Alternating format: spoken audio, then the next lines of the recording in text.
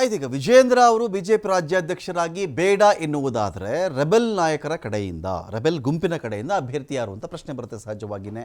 ವಿಜೇಂದ್ರ ಬೇಡ, ವಿಜೇಂದ್ರನ ಮೊದಲು ತೆಗೀರಿ, ಬೇರೆ ಸಮರ್ಥರಿದ್ದಾರೆ, ನಿಮಗೆ ಒ ಬಿ ಸಿಯಲ್ಲಿ ಬೇಕಾ, ಎಸ್ ಸಿಯಲ್ಲಿ ಬೇಕಾ, ಎಸ್ ಟಿಯಲ್ಲಿ ಬೇಕಾ, ಲಿಂಗಾಯತ ಸಮುದಾಯದಲ್ಲೇ ಬೇಕಾ, ಗೌಡ ಒಕ್ಕಲಿಗ ಸಮುದಾಯದ ಕಡೆಯಿಂದ ಬೇಕಾ, ಯಾರ ಕಡೆಯಿಂದ ಬೇಕು ಹೇಳಿ, ನಮ್ಮ ಕಡೆ ರೆಡಿ ಇದ್ದಾರೆ ಅನ್ನೋ ಒಂದು ಸಂದೇಶವನ್ನು ಕೂಡ ಕೇಂದ್ರ ಕೊಡ್ತಾ ಇದ್ದಾರಲ್ಲ. ಹಾಗಾದರೆ ಯಾರು ವಿಜೇಂದ್ರ ವಿರುದ್ಧವಾಗಿ ರೆಬೆಲ್ ನಾಯಕರುಗಳ ಕಡೆಯಿಂದ ಅಭ್ಯರ್ಥಿ ಯಾರಾಗಬಹುದು ಅಂತ?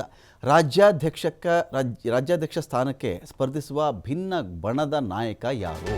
ಇವತ್ತಿನ ಸಭೆಯಲ್ಲಿ ಬಿಜೆಪಿಯ ರೆಬೆಲ್ ಅಭ್ಯರ್ಥಿ ರಾಜ್ಯಾಧ್ಯಕ್ಷ ಹುದ್ದೆಗೆ ಯಾರಾಗಬಹುದು ಅಂತೇಳಿ, ಅದರ ಆಯ್ಕೆ ಏನಾದರೂ ಆಗುತ್ತಾ ಅಂತ ಕುಮಾರ್ ಬಂಗಾರಪ್ಪ ಅವರ ಮನೆಯಲ್ಲಿ ಒಂದು ಸಭೆ ನಡೀತಾ ಇದೆ. ಸಭೆಯಲ್ಲಿ ಯತ್ನಾಳ್ ಸೇರಿದಂತೆ ಹಲವು ನಾಯಕರು ಭಾಗಿಯಾಗಿದ್ದಾರೆ.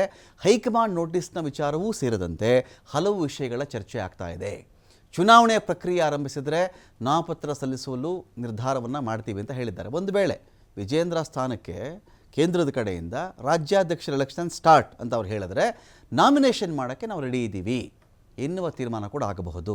ಆದರೆ ಯಾರನ್ನು ಕಣಕ್ಕಿಳಿಸಬೇಕು, ಏನು ಕಥೆ ಎನ್ನುವುದರ ಬಗ್ಗೆ ಬಹುಶಃ ಇವತ್ತಿನ ಸಭೆ ನಿರ್ಣಾಯಕ ಆಗಬಹುದು ಅಂತ ಕಾಣುತ್ತೆ. ಬಹಳ ದಿನಗಳ ಕಾಲ ಟೈಮ್ ಇದ್ದರೂ ಕೂಡ ಇವತ್ತಿನ ಸಭೆ ಮೇಜರ್ ಅಂತ ಹೇಳಲಾಗ್ತಾ ಇದೆ. ತುಂಬ ಕುತೂಹಲ ಅಂತೂ ಇವತ್ತಿನ ಸಭೆ ಮೂಡಿಸ್ತಾ ಇದೆ.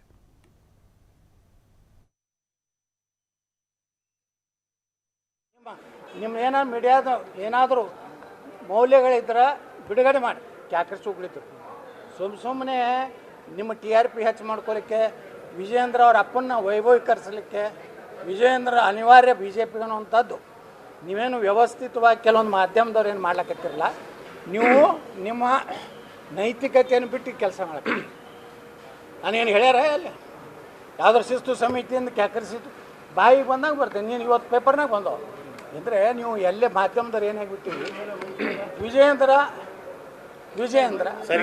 ಮಾಡ್ಬೋದು ಸರ್. ಈಗ ಎಲ್ಲ ಮಾಧ್ಯಮ ಯಾರು ಮಾಡ್ಯಾರ ಹೇಳಿ ಸರ್, ಪರ್ಟಿಕ್ಯುಲರ್ ಹೇಳಿ. ನೀವು ಎಲ್ಲ ಮಾಧ್ಯಮ ಲೋಗೋ ಮುಂದೆ ಎಲ್ಲ ಯಾವ ಮಾಧ್ಯಮ ಅಂತ ಪರ್ಟಿಕ್ಯುಲರ್ ಹೇಳ್ಬೋದಲ್ಲ ಸರ್? ಯಾವ ಮಾಧ್ಯಮದವ್ರು ಮಾಡ್ಲಕತ್ತಾರ ಅವ್ರಿಗೆ ಗುರ್ತಾಗ್ತದೆ ಸರ್. ಅವ್ರಿಗೆ ಸ್ವಲ್ಪ ಗೌರವ, ನಮ್ಮ ಬಗ್ಗೆ ಯತ್ನಾಳ್ ಬಗ್ಗೆ ಆ ಚಾನಲ್ದವ್ರಿಗೆ ಅಭಿಪ್ರಾಯ ಚಲೋ ಇಲ್ಲಲ್ಲ, ಬಿಟ್ಬಿಡಿ. ನೀವು ವಿಜೇಂದ್ರ ಮುಂದೆ ಭಜನೆ ಮಾಡಿ ಕೂತ್ಕೊಂಡ್ರಿ. ವಿಜೇಂದ್ರ ಅವರು ಹೇಳಿದ್ದಾರೆ ಸರ್, ನೋಟಿಸ್ ಕೊಟ್ಟಿದ್ದಾರೆ, ಅವರು ಕೂಡ ಉತ್ತರ ಕೊಟ್ಟಿದ್ದಾರೆ ಮಾತನ್ನ ವಿಜೇಂದ್ರ ಹೇಳಿದ್ದಾರೆ. ವಿಜೇಂದ್ರ ಯಾರ್ರಿ? ನಾವು ನೋಟಿಸ್ ಕೊಟ್ಟಾರ, ಉತ್ತರ ಕೊಟ್ಟಾರ, ಇವನಿಗೆ ಹೆಂಗೆ ಗೊತ್ತಾಯ್ತು? ಇವ ಏನು ಮ್ಯಾನೇಜ್ ಮಾಡ್ಲಕತ್ತಾನ?